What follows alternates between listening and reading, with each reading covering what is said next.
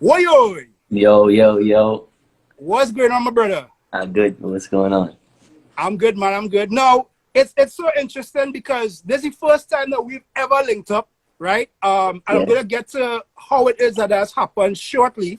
But ladies and gentlemen, the guy on your screen right now is an individual who has been making waves in the Bahamas, and I will say even regionally, because a lot of what he's been doing, people from in the Bahamas and out of the Bahamas are logging on to right now. And I think it speaks to the kind of conversation that we could have right now in terms of what he's doing and how it is that it can benefit other young DJs. So for every Bahamian in the chat tonight, represent, because we want to represent him. Now, interestingly enough, this individual and I was supposed to meet last year, Labor Day. Actually, because we were on the same card for DJ Lady Dre's party, Ultra, the all-inclusive. And unfortunately, I think at that point in time, we had a booking mix-up, and you weren't able to make it to the party. But Drea, it was the hurricane, the Dorian hurricane. Oh yes, correct. So the hurricane had prevented you from traveling, but Lady Drea spoke about you since last, and it's like, yo, Shamar, I know you're into thing. You gotta meet this guy from the Bahamas. So it's like, all right, cool. Unfortunately, it just didn't happen. He is the curator behind Ovadose Radio, which is probably right now one of the most popular online radio stations, not just in the Bahamas, but regionally. And that's something that we're going to talk very seriously about, because we understand that in different countries, online radio is going to have a different impact from other countries. So we are looking very forward to having that conversation. And if you think that he's been doing this just yesterday, because from my understanding, you're only 19, right? Yeah, 19. Yeah. Right. So if you think he's been doing this from just yesterday, he's actually been doing this since he was about 11 years old, right? So we really want to get into the history of that. So ladies and gentlemen, may I introduce you, Mr. Jasper Thomas, a.k.a. Ovadose. Good night, Group Theory. Thank you so much for having me, though. You know what I mean? I appreciate it. Yeah, man. I'm glad to have you tonight. And there are three real reasons why we ended up into this conversation. As I said, I think this was something that was going to happen at some point in time. I'll tell you all three. One was the fact that last week in our conversation as by Selector Kerry, we had a talk, and Kerry and I was just talking about DJs regionally, and your name came up in the conversation. So randomly one night I'm up late, I can't sleep, and it's like 2 o'clock in the morning. So I just randomly said, let me check out what's going on Ovadose. And 2 o'clock in the morning, Ovadose is jamming tunes, like is literally a party. This is like Tuesday or Wednesday, so this is the middle of the week, right? Ovadose jamming tunes Wednesday in the week. And there were like about 400 people on Instagram watching. I like, but it's a Wednesday. So when everybody thinking, okay, well, some people sleeping, whatever, Ovadose jamming on a Wednesday. And that was something that really impressed me. Because at the end of the day, you're using the platform that you have to your benefit. That is one. The second reason as well, too, is that last week in the conversation that we had here with Just Jay made a comment, and I don't know if you heard it, but he literally said, if Ovadose at any point in time when we have crop over is in Barbados and I'm doing an event, I'm making sure and book that dude, because he was real impressed when he heard you play for TNT Carnival. And he said, even though you might be young, at the same point in time, you have a real good understanding for the music. And that's another reason why it is that we wanted to have you, because we want to get the business side and the music side. So before we get to that, as you probably heard in the introduction, I was talking about the coronavirus situation in Trinidad and Tobago. I was seeing on CNN today that there's a report that something like 30% or near to 30% of Bahamians are either unemployed or close to unemployed because of the coronavirus situation. A lot of times, because we're in different islands, we're totally insulated to what is going on in other parts of the world.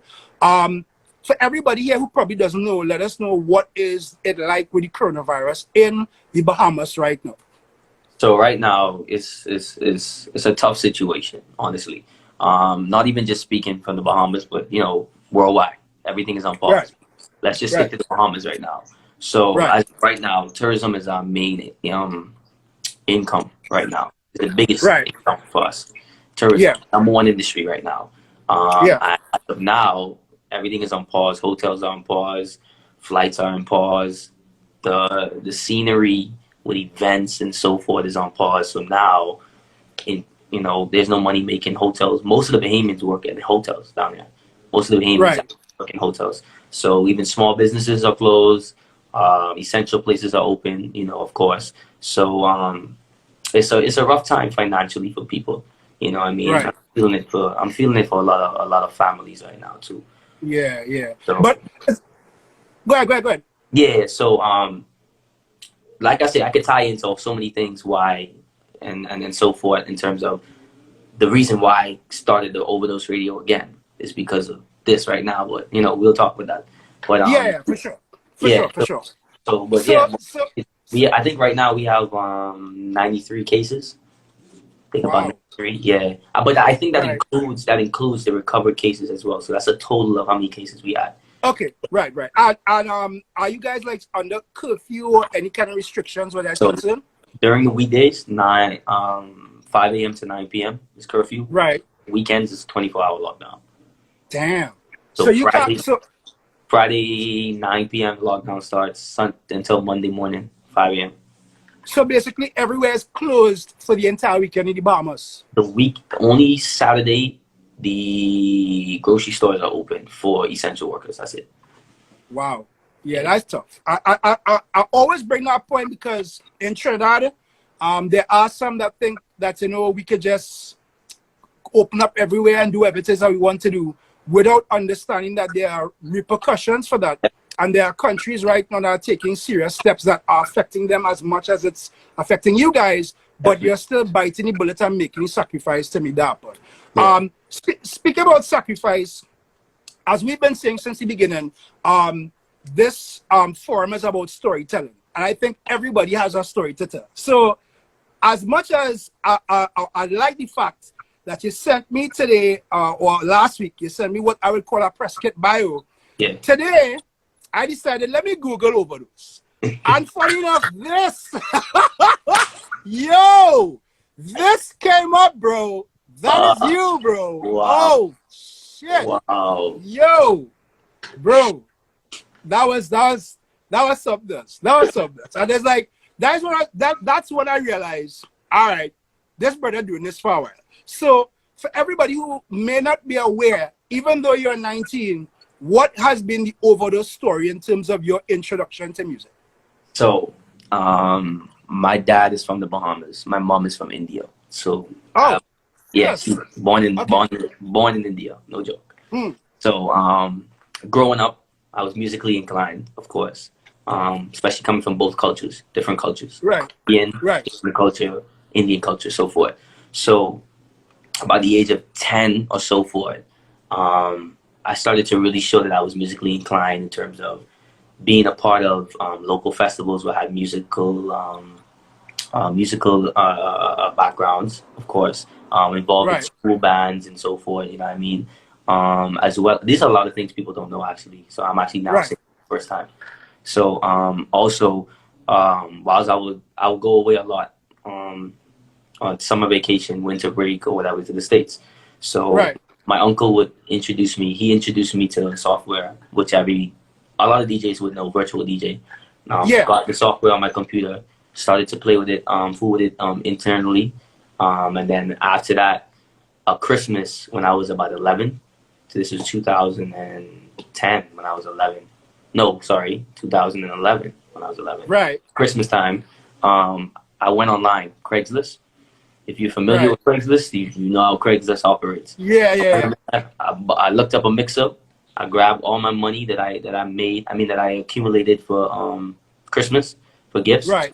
Went on Craigslist, went ahead and bought the mixer. Well, my parents, drove me there. We went to buy the mixer. They had me walking there by myself.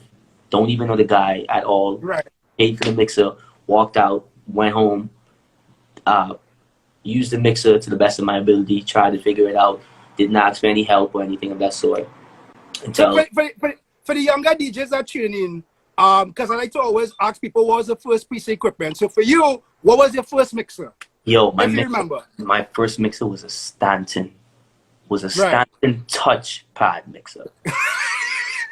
Right. Stanton. Yo, if I can find a picture, if I find a picture anyway, sometime during this, I'm gonna find a picture of it. Yeah, if anybody who has me on Instagram right now, just send me a message with a picture of it. So you all look up what a Stanton touchpad mixer is, so we can have that in the conversation. To go with that photo that I just showed Ovadose just now. So yeah, if you guys can find it. Boom, I found it. Right, you see? Whoa. This was it. Right. Yeah. Boom, that was the first piece of equipment I had, along with a laptop, of course. So that summer of 2013, I started the Ovadose radio when I was 12. So that's how I actually began and started my career. That's how people started to get to know about me. And that's when I was transitioning into high school. So our high school starts at 7th grade. If people don't, I know a lot of the places are different. So our high school starts at 7th grade. So I was transitioning from elementary, what you guys would, I don't know what you guys would call it. What we call it primary. I think it would be primary school into secondary school. Okay, cool. Right. So we call it primary school and we go into high school. So high school is 7th grade. So that was my transition. So that was when I started my, and that's how people got to know about me. Yeah, through this. So you were self-taught. You were self-taught at the point in time, or did you have somebody that was kind of showing you the ropes on what to do? Nah, I was self-taught the whole time. And that's so funny because I continuously hear stories about every individual who was self-taught in the last couple of weeks. Because for me, when I started to learn, I had DJs like round my corner with turntables who would show me bars and beats and how to mix and whatnot. But a lot of the guys who've been meeting in the last couple of weeks, or even when you hear the story, like Marsh last night, totally self-taught. What was your, how can I put it? What did you use as your barometer to learn how to mix? Like, is it that you used to listen to radio or what, that kind of thing, right? Yeah. I used to listen to radio. So at that time, when I was like 12, 13, nobody my age was DJing. Right. And I had no reach. I had no connections with no older DJs or nothing. Mind you, I hear about them. I know them. I could reach out to them through social media, but I wasn't outgoing at that time. I just was real laid back or whatever the case was. So I would just watch. I would go ahead and listen to radio a lot and just go based off an air for music. Right. So I'd hear a certain mix. I'd be like, oh, that sounds nice. So I'll go home and practice and try to learn that mix, you know what I mean?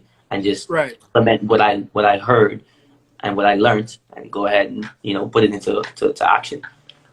And is it that you, well, I've realized that you also mic as well, which is something I'm going to get back to at some point in time. But why do you think that you were like the only person at the point in time that was into DJing on that level? Because again, with here, at my age, we had so much guys who was into music. So you had peers who was like, this fella's a DJ, that guy's a DJ, this one want to learn. So as we were saying last week in our conversation with Kerry, there were times when 10 of us would go by a radio DJ and practice for the whole day.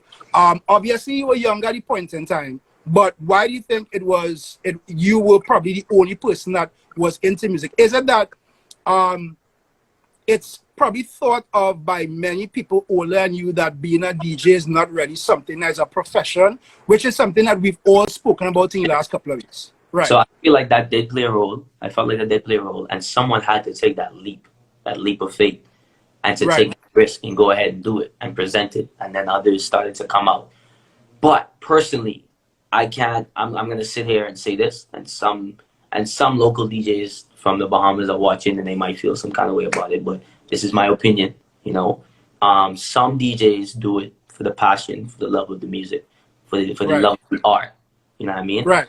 Some DJs do it for a popularity contest. Right.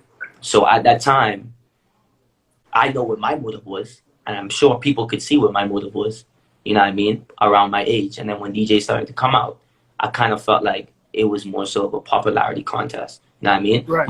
I had some DJs that were actually doing it because they're musically inclined. Their father was doing it, their cousins were doing it, or their uncle was doing it or something.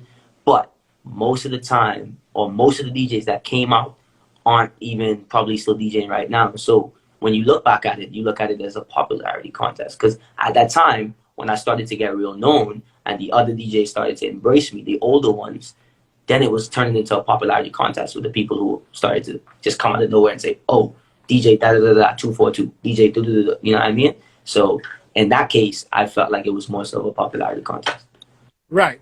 Just anybody who is tuning in, if you guys have any questions that you want to ask, feel free to put it in the comment section and just click the little question mark icon. We'll try to get the questions during the conversation. If you don't want to be identified by a question, you can send me a message at Shamari KRL on Instagram. I check my Instagram usually during the conversation, so I can always at least let people know the question, and obviously we'll keep you anonymous to that. So since you were self-taught at that point in time, like, who were your early influences in terms of music? Like, who were you listening to as DJ wise? Was there anybody internationally that used to catch your attention that you're like, yo, I want to really develop my style somewhat alongside like this? Or is it that you yourself came into your own for your own, which somebody told me there, but there's always one guy that impressed you that you listen to a lot. So was there anybody like that? So honestly and truly speaking, at that age, I was thinking locally. I was not thinking internationally. So I probably couldn't even name an international DJ other than probably Paulie D, because he was on TV. To be honest, he was on TV. So other than that, I could tell you, like, it was local DJs who were running the scene, the younger cats who were running the scene. Some names, some local people would understand. The Unruly Guys, a sound called Fun City with Pusha Jr., DJ Spuddy. These are the guys. T-Mac. These were the guys who, at my age, like the age I'm at right now, who were running the scene, or even a bit younger, who were running the scene in the Bahamas. You know what I mean? Dudes like them, and then there's older guys who were in the game. A skillful DJ called DJ Fonz. That was a dude I used to listen to on the radio. Real skillful DJ. Hands down, the best skillful DJs in the Bahamas. So shout out to him. Yeah, so these are the guys I used to look up to. I used to listen to. I used to go to dance, to hair. You know what I mean? Like, so you were one like Marsh who used to go to parties and just go to stop and hear the DJs play so you could understand the science of what you're doing. Yeah, so I was, okay, so me being a person who liked music and loved music, I used to hang around a lot of older people because I was the youngest in my set. So my older brother, who was 3 years older than me, with my cousins alone, they like to go to dance. So I was going to dance with them too. I was in the 4th grade inside some high school dances. Wow. And I'm talking about listening to DJs, hearing DJs play. Mind you, I'm still having fun, but I'm still attentive and listening and trying to understand. Yeah, because I mean, you could jam on a bumper and listen to your DJ play at the same time. Right? You could do that. You know what I mean? So yeah, like, bro, I've been attending dance from young. Right. And I make sure I make that point because again, a lot of times when people think about young DJs, they feel about people that now come out. And I do feel that, again, everybody has a story. And a story could start like you from as early as 10, 11 years old. And you could be, as I said, 19 now and still have all that years of listening and developing something. And one of the things I really like about you as a person is that I actually came upon an interview that you did for TV the other day.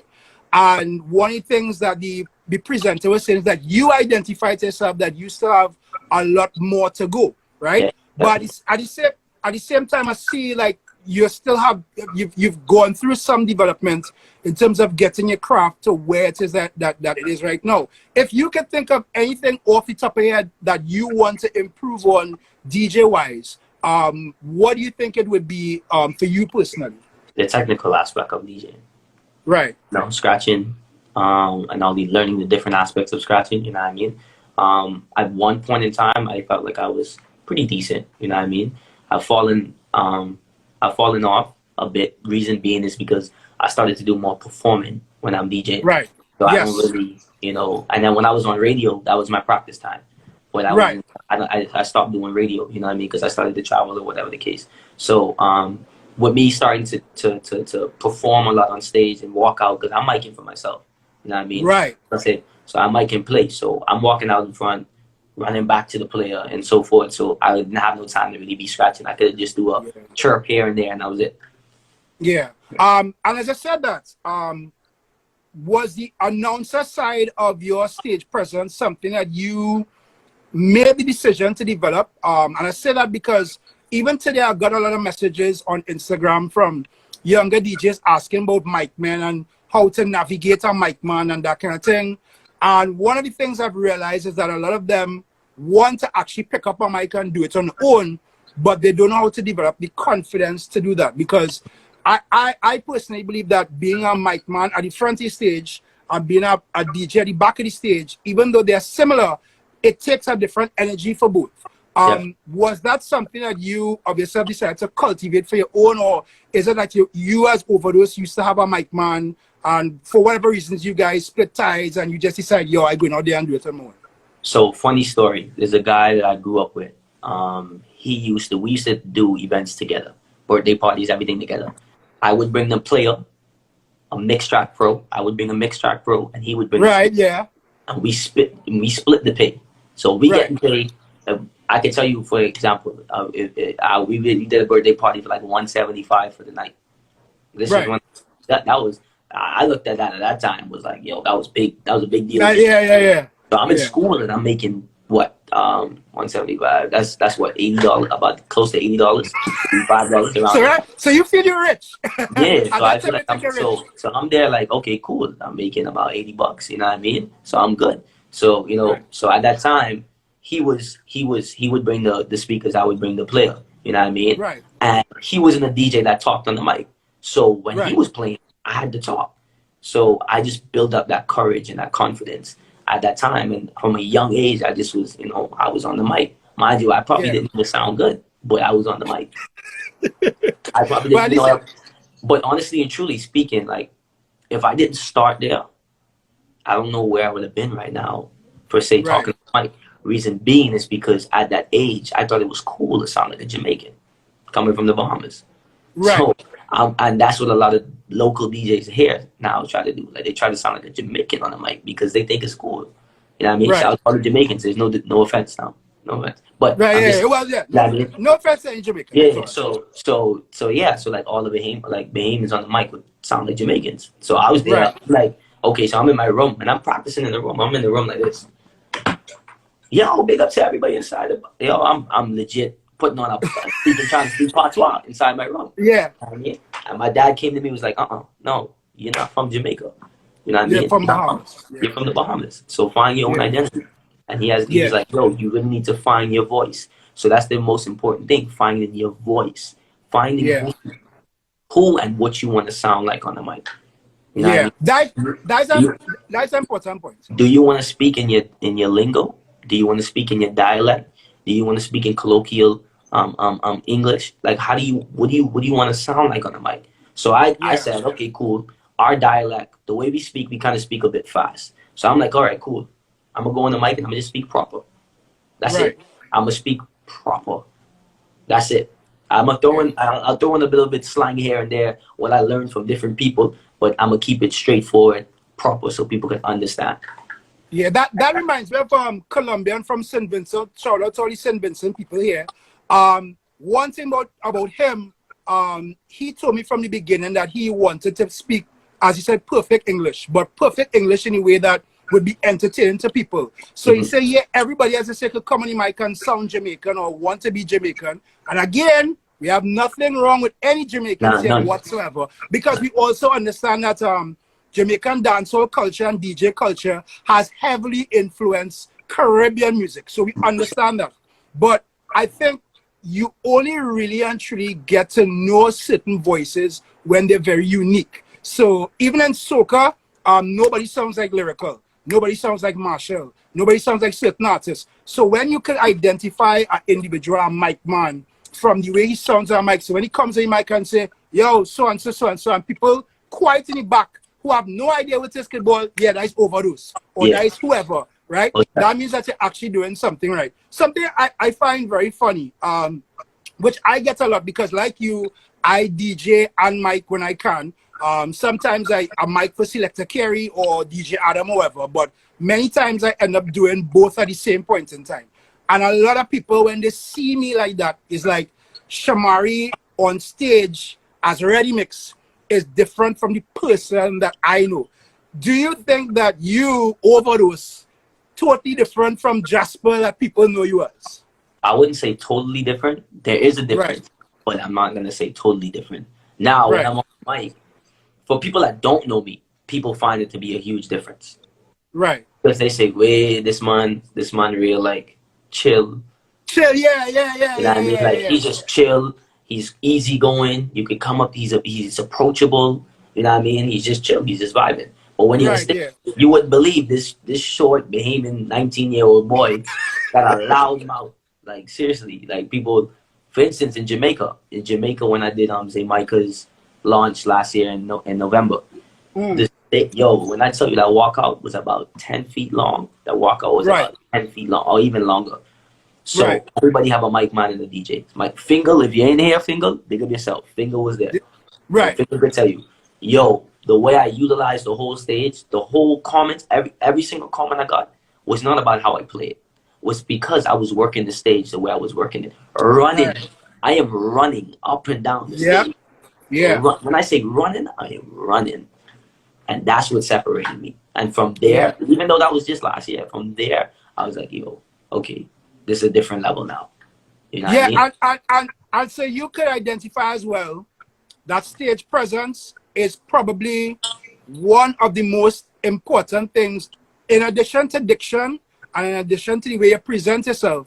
Stage presence is probably one of the top things that's important to an announcer, because as you rightly say, you have a 10-foot or 12-foot walkout and probably a 15 or 20-foot side to side, and you up and down the stage and giving people that energy.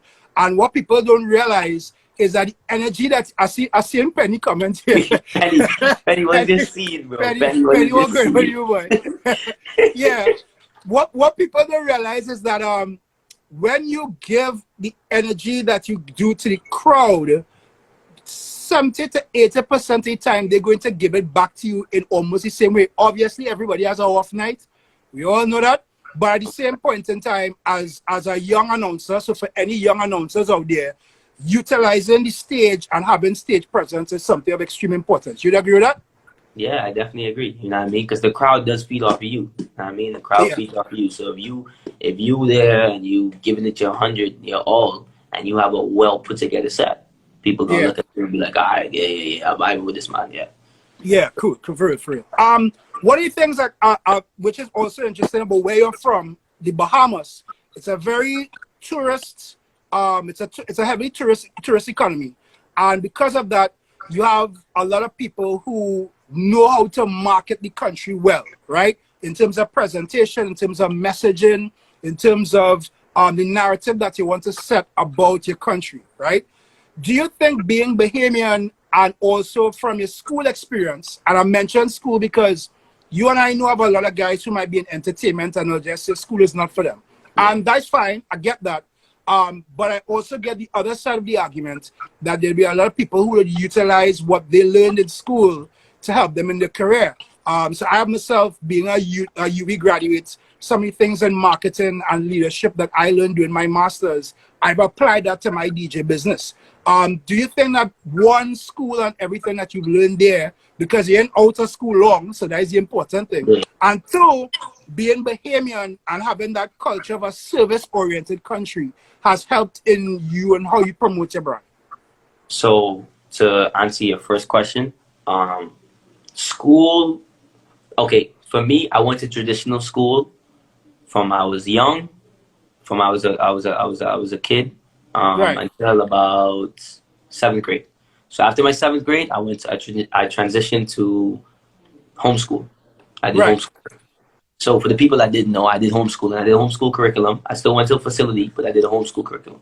The reason being is because I started to real life take my career serious at a young age, and my parents believed in my dreams, and they funded it and they supported it and so forth.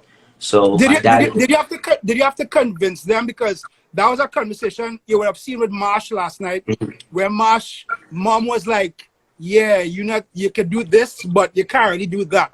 And then every young DJ that I know had the experience, well, not every, but let me say a lot, had the experience, like when they went to the parents, the mother, the father, and they say, yo, I want a DJ. They'll watch them like, nah, you ain't doing that. So was that your challenge, or were you able to go and win them over immediately? Because I know your father had helped a lot in terms of some of the development that you made early in your career. Yeah, so no, my parents believed in my drive. My parents believed in what I believed in. You know what I mean? And so they were 100% behind. I try very hard when we're having these discussions to keep mind of the comments, but still keep focused on the talk there. And Petty killing me here, boy. Yo, Yeah. petty. But yeah, so my parents were Yeah. 100% behind everything. You know what I mean? They were 100%. So I learned a lot of promotional aspects and marketing and branding aspects from my father, who does marketing for a lot of Right. countries. So, but this is what a lot of people don't understand. Right. Marketing a service is different from marketing a product. What is the difference for anybody that doesn't know? Me personally, I feel like a product, and okay, so for instance, so a service has to have something to back up. You have to have something Right. to prove that this service is legit, to prove that it is something worthy of being interested in or being something purchased. With a product kind of could sell itself with some good Right. words behind it, because the product is right in front of your face. Right. Now, when you merge both and becoming a brand with a service, then you win. So Right. now, which I put myself in the category and say, okay, I'm a brand and I'm a service because I worked on my branding. I made myself a household name locally, you know what I mean? And now I have a service. I add both of them together. Now it's ideal package. So now the marketing aspect is a bit easier. Right. Because now you could sell the whole package in a different way. Yeah. Yeah. So I don't want to be. Let me be devil's advocate just for a second. Do you think that you've had an advantage of being the individual that was the only guy at your age to do this and then develop over a period of time? Do you think that that gave you a slight advantage on how to, or in terms of actually winning over people?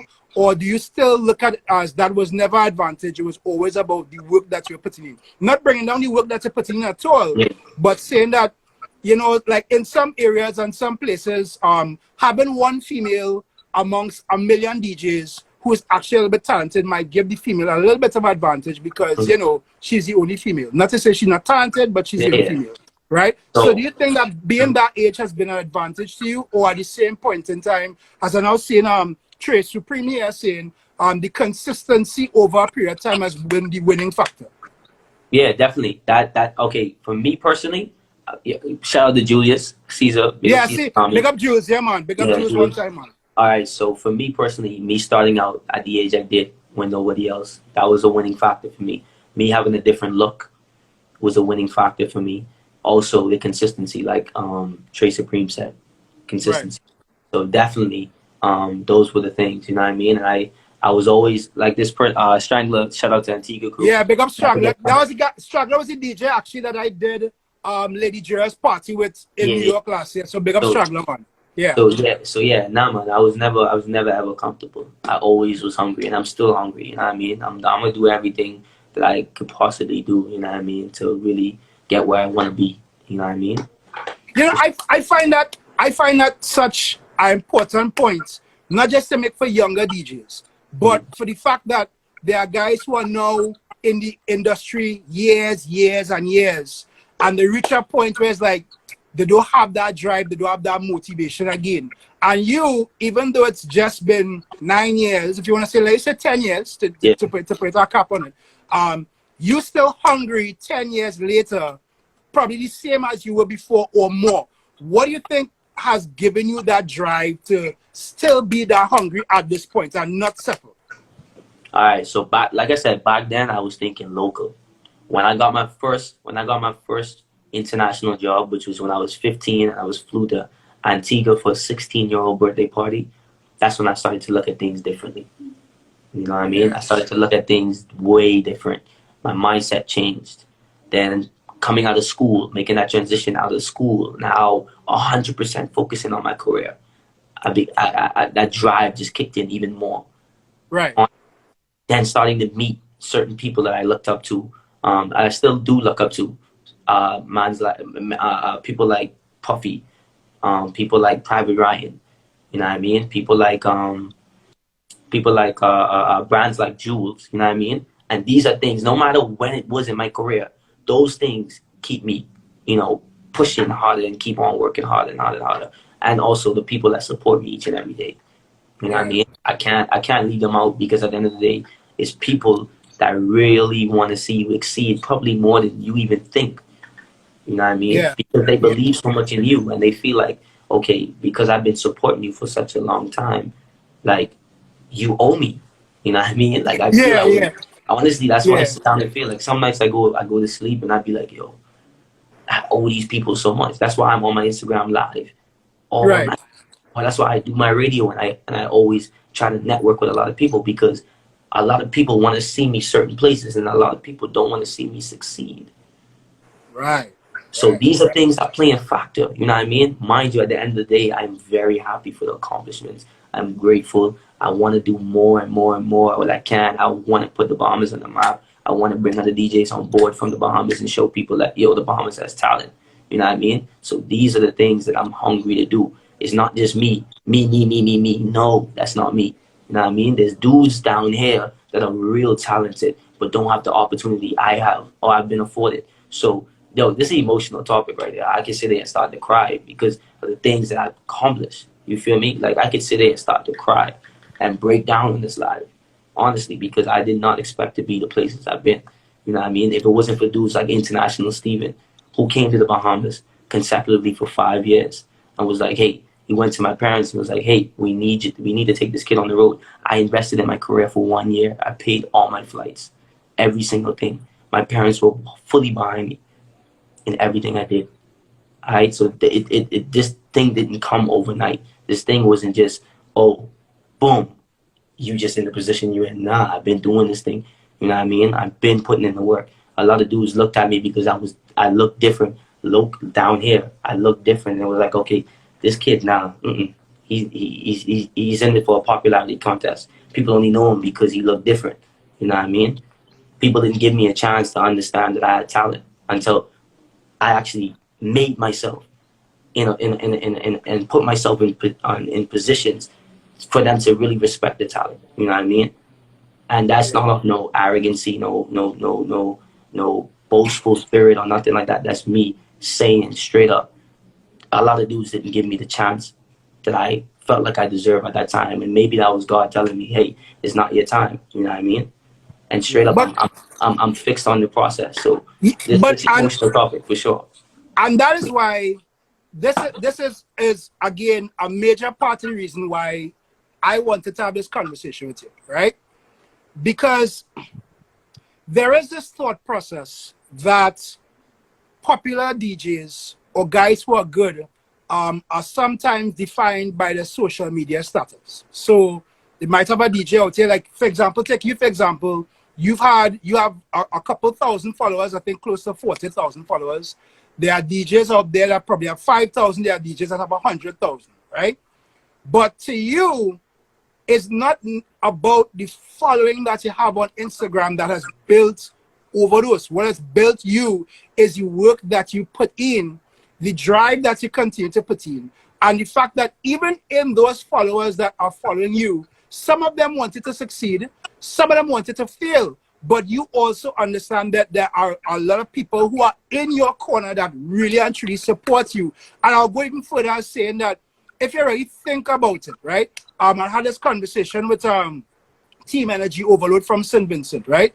St. Vincent has seen a lot of popular DJs, but Energy Overload with Captain John, there was something just different about those guys. And it was almost like if they were a little bit of ambassadors to the country now, right? And I made a comment with Marsh last night that he come like the ambassador to Tobago. He didn't want to take that title, which is fine. But at the same point in time, yo, if you are the only person from your country representing your country at whether a young age or old age or whatever, and you flying that flag outside there and having success, you don't just have success for yourself, you have success for all those people back home who never had the opportunity to do what you're doing, and you identify that. I'll tell you something crazy. I had this conversation with someone, this exact conversation today. I said, do you know how hard it is for me to go on stage in a foreign country where everybody's in the crowd repping Trinidad, repping Jamaica, repping St. Lucia, repping St. Vincent, repping Antigua, representing Haiti, representing Nigeria, representing Ghana, and I could go on and on and on and on, but I'm the only person on that stage or inside that party or that event and have a Bahamian flag. Do you know how hard? Sometimes, see, people don't understand that. I'm the only person. Like, I'm okay. For instance, let's say Jules gave me an opportunity to go to Caesar's Army, right? Imagine me being the only behemoth there, and he's giving me an opportunity. Nobody knows who this guy is. Right. Nobody knows who I am. But yeah, I have, do you know how much that's on me? That's a lot on me, because now I got to prove to these people, okay, I have talent. The Bahamas has talent. Yeah. And the Bahamas has talent. You see what I'm saying? That's a lot of work on a lot of people, and people don't realize how sometimes how that affect people. You know what I mean? Yeah. And so look, I'll give you a good example. Puffy.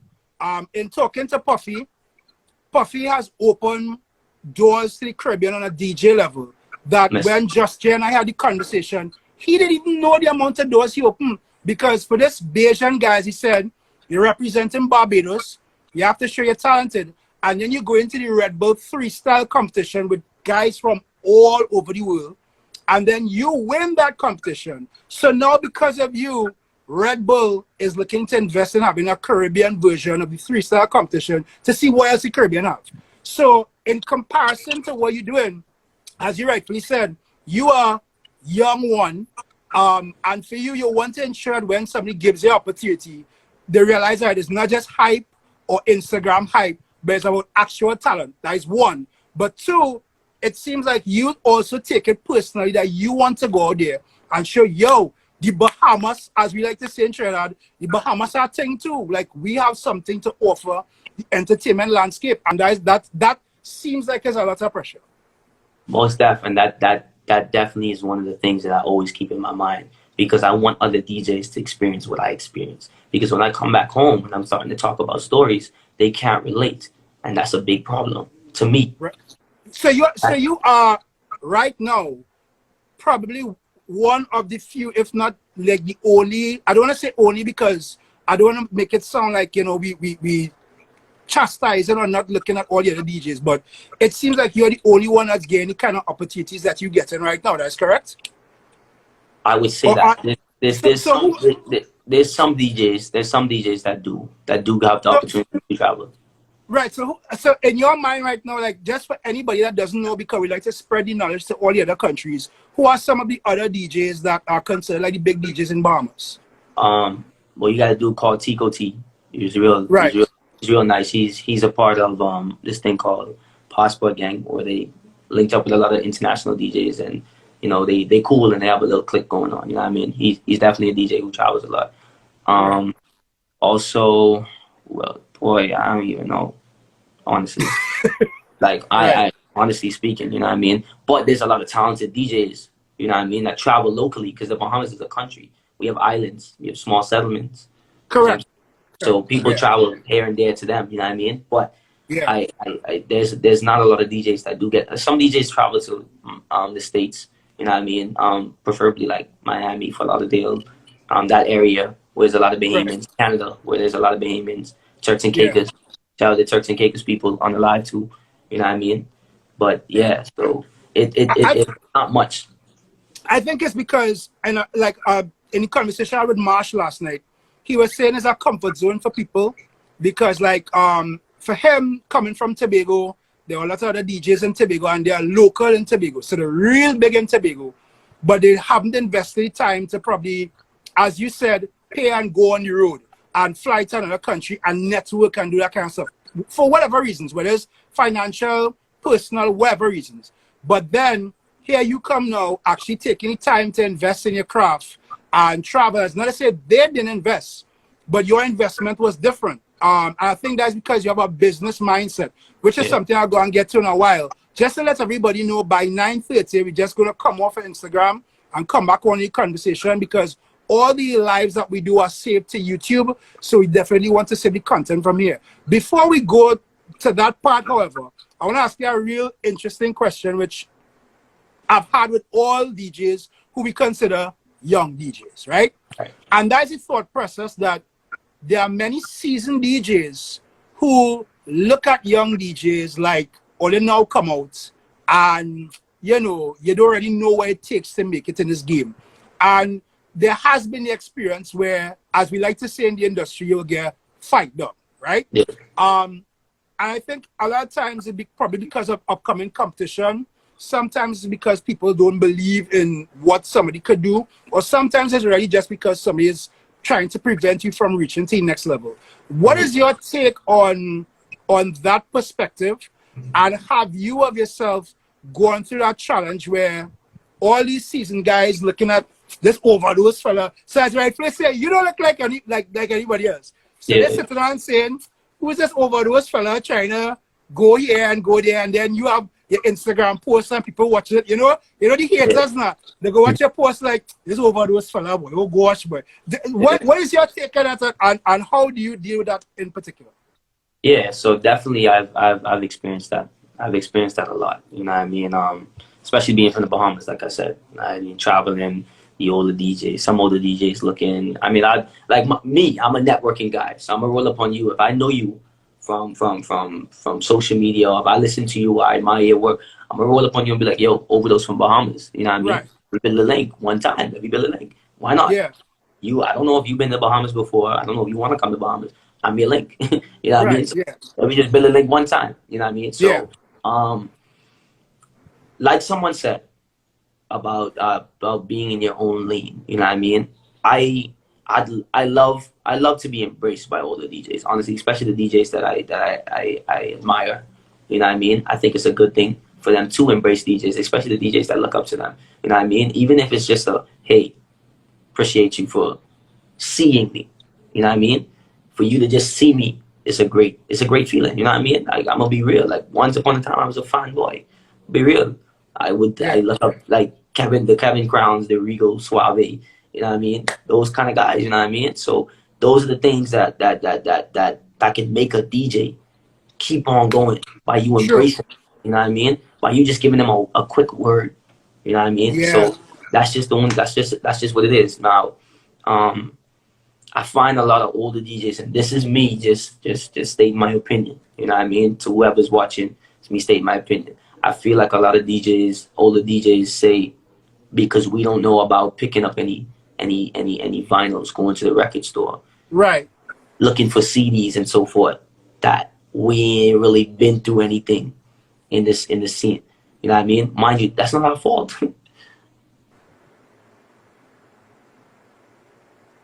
Because that's not our fault.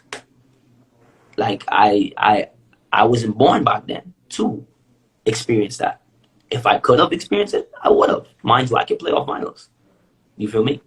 But I'm just saying, like, that shouldn't be the reason why you fighting the younger DJs, or you fighting us as younger DJs. We didn't have a chance to experience that. You know what I mean? To go through those stages. So it's not our fault. I honestly feel like that. Like, I feel like that's the excuse some older DJs make. You know what I mean? Yeah. Boy, I can't respect that DJ because he only know how to play. If he didn't have a laptop, he wouldn't know how to play. Bro, it's not my fault. This is the generation I'm born in. It's not my fault. If it wasn't for social media, he wouldn't be relevant. Bro, I'm sorry I was born in this generation. I am very sorry. If it offends you, I am very sorry. I'm honestly sorry. I can't do anything about it. Back then, you guys didn't have. Some people didn't have social media, but dog, I'm sorry. I apologize.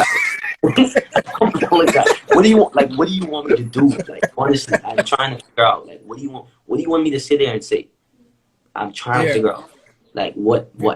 You know? I mean, I think, and again, this is me always playing devil's advocate, cause I like to try to look at both sides of the story. It's are some guys out there that they know what it's like to have $10 and have to go and pick up $2 here and wherever to go and buy a record, and you walk into even to a big Creator Records or whatever, whatnot. But again, one of the main reasons why I thought there was important for us to have this conversation this week with fellas like yourself is because just because you didn't pick up a record, or just because you didn't buy a record, or you didn't learn to play on turntables, or at the point in time you had to build your career without Instagram or whatever, whatnot, just because you didn't go through that, doesn't mean that you're not putting in work, right? And if you take this as serious as you want to take this, because I read somewhere that you actually want to go into developing a club in the Bahamas and that kind of stuff, and if you take it with a business mindset, which is what you seem to be doing, then it means that you put in any work for your generation. And it might not be a record or a turntable, but that doesn't deny the fact that your work still counts for something, correct? Agreed. Let me see if I can just pull up one or two questions quickly. All right, the questions. All right, so again, if you guys have any questions, make sure and send it to the comment section and just type the question mark icon next to that. We'll get to the questions.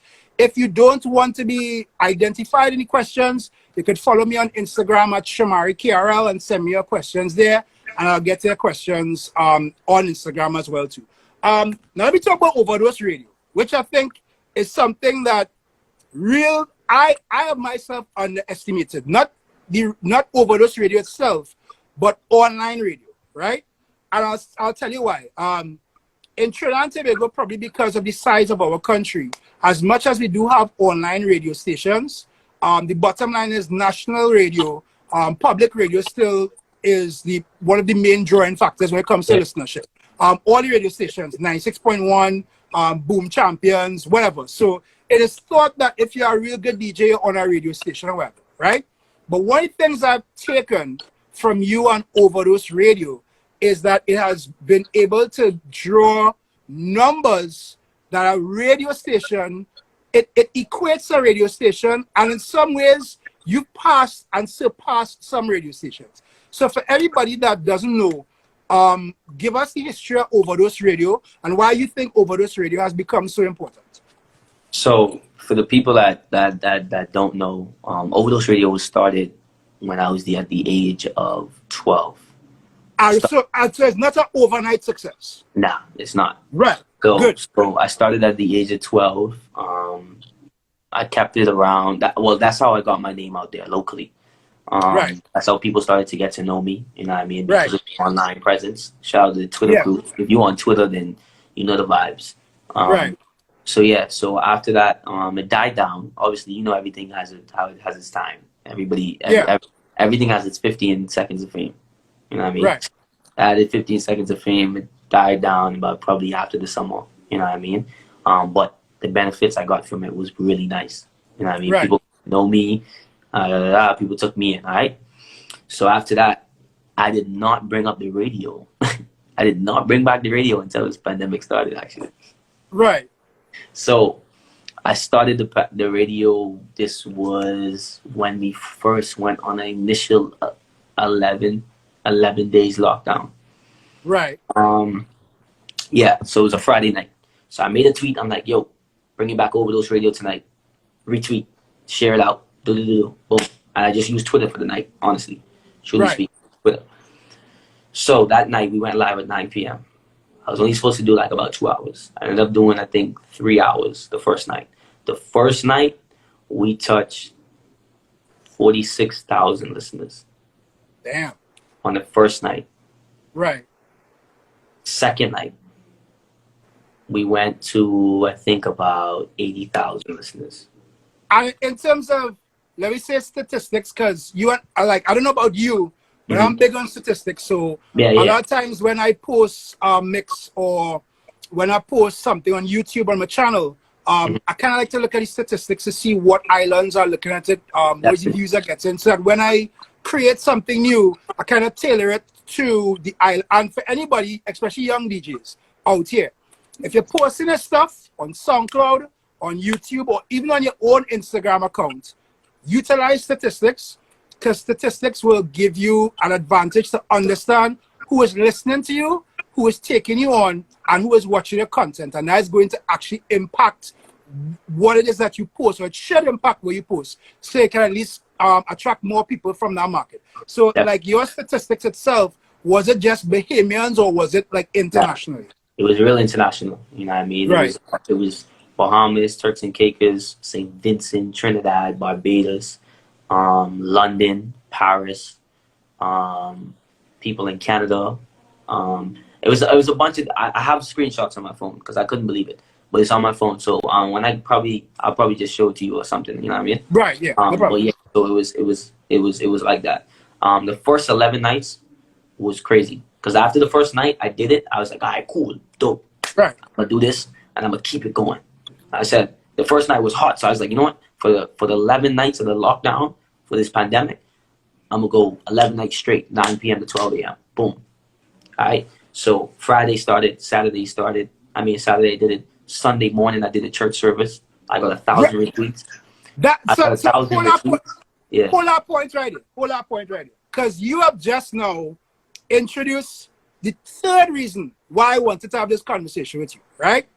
Because, again, there are so many people that are into entertainment right now and trying their best to sound different, or as we've been saying throughout the entire Group Theory series, trying to find your own lane, right? So, again, in my introduction to Jasper, as I put it, right? I was kind of just like Kerry was telling me about, all right, well, he did this, he did that, he did the other, right? Then I saw this article, or not the article, but the YouTube interview, where you actually did a church service on your online radio station. Why that blew me away is because at the end of the day, everybody wants to have the Gaza party, or as we say in Trinidad, the Zessa dance. Everybody wants to have the soca party, whatever, whatnot. Here you are doing literally a gospel church show. So what was your motivation for doing that, one? And were you of yourself able to like play the music for that audience? Because again, it's about knowledge of music as well too. And I believe, as well as other DJs believe, that music and DJing is a spirit and is a vibe. It's something that comes from within you and you put out.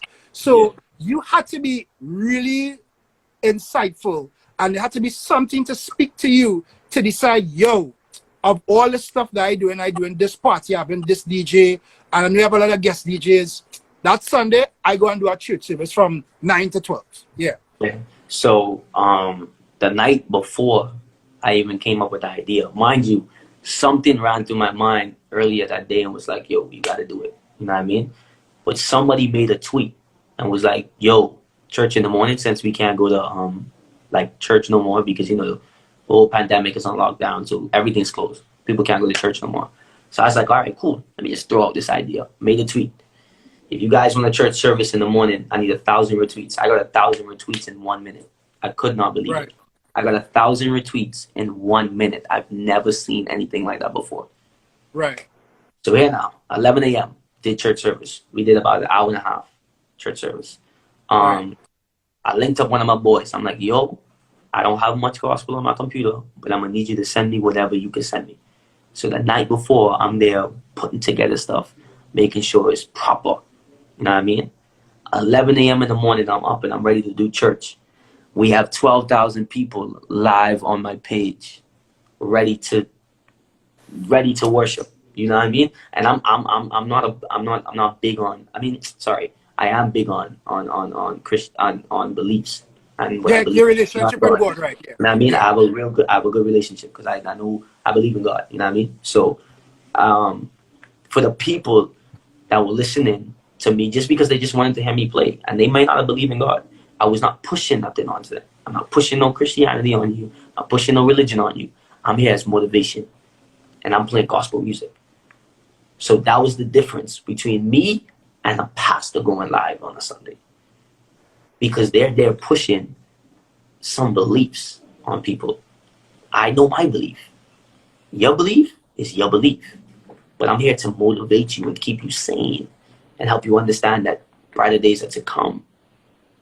You know what I mean? This pandemic is just a situation we're in right now, but what's in store for us later on is going to be way greater. You know what I mean? And bigger than anything else. So these are the things I was telling people. I was not there trying to make people believe in whatever and this and that. Nah, I'm not there to do that. You know what I mean? So we had 12,000 people listening. When I tell you, we had the Prime Minister listening. We had pastors and priests listening. I'm talking about sending around in groups, WhatsApp groups, family groups. I'm talking about church groups, all kind of different things. And I'm talking about people and pastors making videos about me like, yo, whoever this Ovadose kid is, you know what I mean? And some people bashing it because they think I'm making a joke out of it or a mockery out of it. Some people looking at it as like, yo, this you doing what you got to do, you know what I mean? At the end of the day, like, if God sent him to do that, God sent him to do that, you know what I mean? He doing his thing. So some people, it was like a lot of negativity and then it was a lot of positivity. But at the end of the day, I was doing what I had to do. Mind you, the first day I did that, it was at 11 a.m. I did the service. In that service, I started to cry, bro. I was in tears. The recording is on my SoundCloud. I was in tears because it was a spiritual kind of moment for me. That was different. Ain't no church in the Bahamas can hold 12,000 people. But to have people, I'm talking about, a lady called me and she's like, I can't believe my children are up in the morning listening to you and they've never been to church in their life. You see what I'm saying? So that's how powerful music is and powerful us as individuals are in this entertainment. They don't understand that. A lot of people don't understand it. I think, like, it's different levels. It's real different levels, honestly. As I said to somebody yesterday, every one of these lives, I personally learned something new. Because as much as I might have as much experience in music and in the industry, and I've had the ability to travel and do carnivals and a bunch of different things, at the end of the day, when I meet different people who have unique stories that share it in a particular way, you get to understand that DJing is not just about playing a track. And for everybody who was before us, who looked at us and said, yeah, you just want to be a DJ, and they never really understood it, there's a particular power in the storytelling of music that nobody can replace. Because even the artists who sing in the song, even if Marshall tomorrow goes and sings the greatest song of his life, it's a DJ at the plate, right? It's somebody had to go and introduce it on stage and introduce it to people. So that's why I said, when I saw Ovadose Radio doing a church service, I thinking to myself, I was never one of those people like, yo, why is DJ doing a church service? Because you understood that by doing something like that, at a time when so many people feeling distraught because of a global crisis, instead of us doing the normal thing where we're doing a soca party, we're doing a fete, there's a time and place for that. But yo, you sit down and I said to yourself, tomorrow morning, for everything that we've been given, we're going to give thanks tomorrow, and we're going to go out there and spread that message to how much ever young people are listening to us. And that's something I think is very powerful. Most definitely. And at the end of the day, I wasn't doing it for no accolades. I was not doing it for no accolades. I could care less if one person was listening. I made an agreement to myself, to people, to God, to say, yo, I'm going to do what I got to do. And ever since that day, I've been going on and on and on each and every Sunday doing one. You know what I mean? And I've also included a Christian DJ, a gospel DJ from locally, and we've been tag teaming doing it. Now, he does his own segment. My segment is motivational. His segment is more so preaching and sharing the word of God. I'm good with that. I'm fine with that. You know what I mean? Right. At the end of the day, people are going to listen to what they want to listen to, or people are going to believe what they want to believe. So I'll go from a motivational standpoint, and you go for it and do however. I'm not going to tell them how to play. You know what I mean? But yo, it was an amazing journey. And then after that, I started to include local DJs. But on local DJs gained a lot of following too, as well as, and then I started to bring on, I think my first international guest was Private Ryan, I believe. Right. I believe Private Ryan was the first one. And then after that, shout out to my brothers, Aaron Fingal. You know right, what I mean? Yeah. Shout out to Penn, shout out to Kerry, shout out to Quest, shout out to Captain John, shout out to Puffy. These guys, we created something called the Big Link. You know what I mean? Now we have a crew. We have a nice group, you know what I mean? And we go ahead and we do our thing, you know what I mean? They do a takeover once a month now. And we just share the love. Kerry messaged me, yo, I come in to play tonight. No problem, bro. Shout out to Lady Drea. Lady Drea is a regular. Yes, she is. Yeah. She's a regular. And the thing about, and even though we're talking about our DJs right now, I said that Lady Drea, I met Lady Drea about 3 years ago, and she is like one of the most down-to-earth, realest people that always wants to be inspired by other people, which is something she wants to inspire people, but she always wants to be inspired by other people. And she is so connected to the talents of individuals. Even for her party last year, where she's like, yo, I know I had Ovadose because he can do this. And I know I had you play with Straggler because I know you guys can do this. So she is totally in tune with it. And even on that note, so can it be said that you've used Ovadose Radio now to kind of bring to the attention of your followers and the people on Ovadose Radio, like all these other international DJs, and at the same time giving those DJs a new platform for them to play for? Yes, most definitely. That's it. That's the whole aspect of it right now.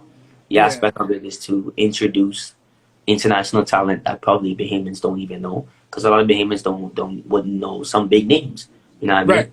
Or some Bahamian people do know. You know what I mean? So that's the whole point of it. The whole point of it is to share the love, and at the end of the day, you know, just show people that there's unity. I hate division. You know what I mean? Mind you, I could tell a quick story. There's a dude. Sure. There's some people that asked me, like when I started my radio, the first night I did it, enough DJs calling me, yo, how you get your radio done, bro? And I helped every single DJ put together their own radio, knowing that I did my radio. You know what I mean? There's enough DJ now going around saying, oh, I stole the idea from them. You know what I mean? That's what they're saying. But at the end of the day, I sat there and I put together and I was on the phone with a couple of DJs. I'm like, yo, they're like, yo, how you did this? How you do this? I'm like, yo, I did it, bro. Like, here, here's the formula, bro. I'm cool. I don't mind. Everybody have their own part. But now, Ovadose Radio got sponsors. You know what I mean? We keep it clean. We play, it's family oriented, so we keep it clean.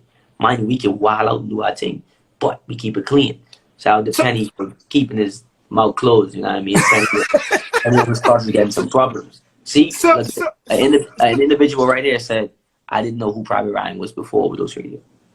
So look, and you know, funny enough, there are a lot of people internationally who never knew who Private Ryan was before they actually saw Private Ryan. That is, I've been to St. Vincent multiple times. People say I'm part Vincentian. That's a different story for a different day. But I know people in St. Vincent is like, yo, Shamari, I did not even know Private Ryan looked like this until you played with Ryan at so and so party and whatever. And that's the truth. I think it's also important now to kind of put faces to people, and even in this platform, we want to put stories to people as well too, because I think that everybody, in addition to having a story, people kind of like want to tell the story as well too. Yes, and so look, everything that you've spoken about tonight are things that a younger DJ and even an older DJ can kind of take some information on and help apply it to their career now. Because that is the whole point of actually being able to network, not necessarily to help somebody get further in their career by putting them in a party or by putting them on a flyer or whatever. But yo, if I talk to Ovadose tonight and he and I have a conversation, I feel inspired, tomorrow I could actually pick up and do something, because I will give you this. I did not know about the app that you use for online radio until you started using it. And then I'm seeing like 10, 12 other fellas just come up with this Mixlr / so and so. So I even one of the channels which I've done a couple of parties for, you know, I know for a fact is like, all right, well, get us some Ovadose. I mean, that's just the truth, you know. How do you feel like being now the trendsetter when it comes down to this at this point in time? I'm real humble about it. You know what I mean? I'm appreciative that I'm appreciative of everything. You know what I mean? The accolades, the recognition, and so forth. You know what I mean? But I mean, honestly and truly, it's just it comes with it. You know what I mean? When you do things that separate you, or however it is, you know what I mean? That some people may say a trendsetter or so forth. So you know, it's a good feeling. You know what I mean? To be recognized. Honestly. Why do you think for us in Trinidad especially? Because as I said, here we still rely heavily on radio. Why do you think that online radio is such a big deal in the Bahamas and probably some of the other islands that you have listeners to, through your statistics, as compared to some of the other islands? Well, as of right now, I would say online radio is doing the thing. You know what I mean? Especially people being trapped inside their houses now and locked down and so forth. You know, radio here is nice. It's definitely nice. People do listen to the radio. I mean, because I used to play on radio. As of now, I feel like it's taken a different toll now. Mind you, people are still going to be listening to radio. It's fine, you know what I mean? But for right now, the plans that I do have for the Ovadose Radio is just keeping it building. I mean, I had the opportunity to put it on TV. I got a call to put it on TV, but I felt like it wasn't my time to put it on TV, because I didn't have the content for it. See, sometimes you have to accept the fact that what it is. The opportunity might be lying right in front of you, but you can't take it because you're gonna look unprepared, not organized. So at the end of the day, I could have the offer, but if I don't have the content, then I don't live up to the standards that you guys have me at. Does it make any sense? I think about it is that through Ovadose Radio, which is something that a lot of other traditional radio stations don't have the advantage. You have now been able to create networks and create links with talent all three regions, different parts of the world. So as I said, there's a big link team with all my brothers, Captain John, Kerry, Quest. I know that team. I know that you did some work as well for DJ Jaime from Antigua. Yeah. I know you did a show for Jaime as well. Technically speaking, through Ovadose Radio, you and I have been able to link up now. So it's just that online radio now has given you a presence to be able to link with people all through the world in a way that traditional radio can't. And I think that's an advantage, correct? Yeah, so definitely, because it definitely puts you in a position now to where people are not afraid to reach out now. You know what I mean? Yeah. Some people who felt as if they didn't know how to reach out, or some people that have been reaching. This is funny. Some people that have been reaching, and I haven't gotten a text back from, but now they texting me. Yeah. Yeah. It's so funny. Yeah? So you would be messaging a guy and be like, dog, I'm doing XYZ. Could you pass through? And he'd be like, nah, man, nah. But now that you built yourself, and all of a sudden everybody's seeing what you're doing. Yeah, but no, I'm appreciative of everybody. Like, mind you, you might have a reason why he wasn't messaging me. It was all good.